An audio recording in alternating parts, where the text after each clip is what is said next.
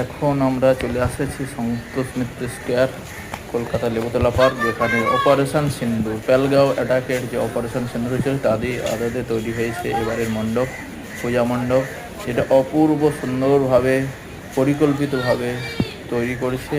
আজ দ্বিতীয়া, কিন্তু কাল রাত্রে কলকাতাতে প্রচণ্ড বৃষ্টির জন্য কাজে কিছু অসুবিধা হয়েছে, কিন্তু আজকে এরা অতি পরিশ্রম করে মণ্ডপটি তৈরি করছে।